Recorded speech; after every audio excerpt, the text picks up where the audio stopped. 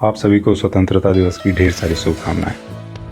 आज हम अपनी आज़ादी की 74वीं वर्षगांठ मना रहे हैं। आज मैं आपको बताने जा रहा हूं कुछ बहुत ही रोचक तथ्य जो हमारी आज़ादी से ही जुड़े हुए हैं। तो चलिए बढ़ते हैं लिस्ट की तरफ। और जो सबसे पहली चीज़ है वो ये है कि हालांकि हमें आज़ादी अनऑफिशियली 18 जुलाई 1947 को ही मिल गई थी, लेकिन ऑफिशियली इसे अनाउंस किया गया था 15 अगस्त 1947 को। अब ऐसा क्यों किया गया था? तो इसके रीज़न थे माउंटबेटन। अब माउंटबेटन ने ऐसा क्यों किया? तो उसका कारण था कि इसी दिन जापान ने अलाइड फोर्स के सामने सरेंडर किया था द्वितीय विश्व युद्ध के दौरान।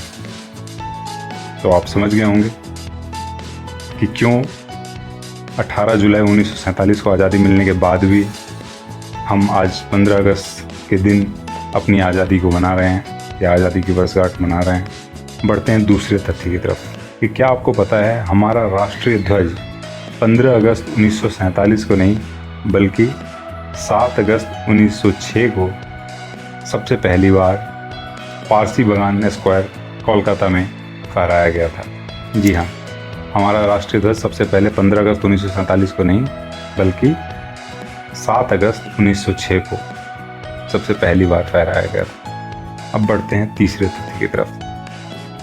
तो क्या आप जानते हैं महात्मा गांधी आज़ादी के समारोह में शामिल नहीं हुए थे। इसके बजाय वो उस दिन पूरे दिन उपवास पे थे और कारण था हिंदू और मुस्लिमों के बीच में हो रहे दंगे जो उस समय बंगाल में चल रहे थे।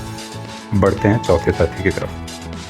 हम सभी जानते हैं कि हमारे आज़ाद देश के सबसे पहले प्रधानमंत्री पंडित जवाहरलाल नेहरू जी थे। लेकिन क्या आप जानते हैं कि उस वक्त जब प्रधानमंत्री का और कांग्रेस कमेटी के अध्यक्ष का चयन हो रहा था तो 15 में से 12 कांग्रेस समितियों ने सरदार वल्लभ भाई पटेल का नाम मनोनीत किया था और 3 जो बाकी के थे उन्होंने इस प्रक्रिया में हिस्सा ही नहीं लिया था। तो इस तरीके से अगर आप देखें तो पूरा का पूरा वोट सरदार वल्लभ भाई पटेल जी के ही पक्ष में था।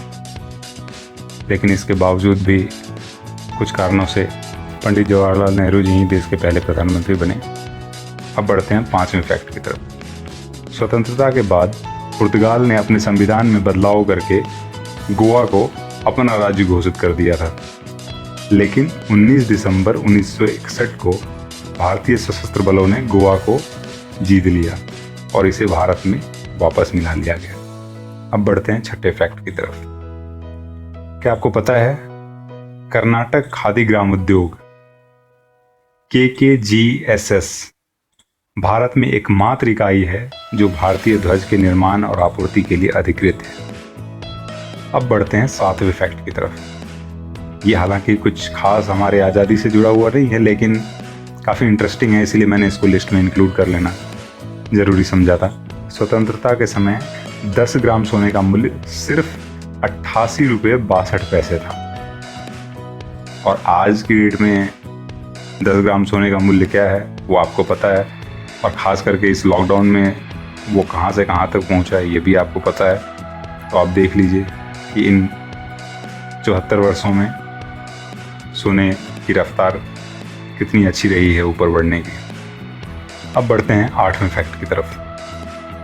तो आपको ये जान करके अच्छा महसूस होगा कि भारत के साथ साथ कुछ और भी देश हैं जो 15 अगस्त को अपनी स्वतंत्रता दिवस के रूप में मनाते हैं, जैसे कि दक्षिण कोरिया, बहरीन और कांगो गणराज्य। अब बढ़ते हैं 9वें फैक्ट की तरफ। तो क्या आपको पता है कि भारत के विभाजन यानी कि इंडिया और पाकिस्तान का जो बंटवारा हुआ था तो भारत के विभाजन के समय कोई ऐसी सीमा रेखा निर्धारित नहीं हुई थी और ये सीमा रेखा निर्धारित हुई थी 2 दिन के बाद यानी कि 17 अगस्त 1947 को। और इस काम को करने की जिम्मेवारी ब्रिटिश गवर्नमेंट ने दी थी सर जॉन रेडक्लिफ को, जो कि एक ब्रिटिश लॉयर भी थे। सबसे इंटरेस्टिंग चीज़ जो आपको जाननी चाहिए वो ये है कि ये जो महाशय हैं रेडक्लिफ, जिनको कि बॉर्डर डिफाइन करने के लिए नियुक्त किया गया था, ये महाशय ना तो पहले कभी इंडिया आए थे और ना ही इनको इंडियन ज्योग्राफी के बारे में कुछ भी पता था। आई होप आपको ये फैक्ट्स जानकर अच्छा लगा होगा। तो चलिए मिलते हैं अगली वीडियो में कुछ और अच्छी इन्फॉर्मेशन के साथ। तब तक के लिए स्वस्थ रहिए, सुरक्षित रहिए, अपने लक्ष्य की तरफ बढ़ते रहिए। जय हिंद।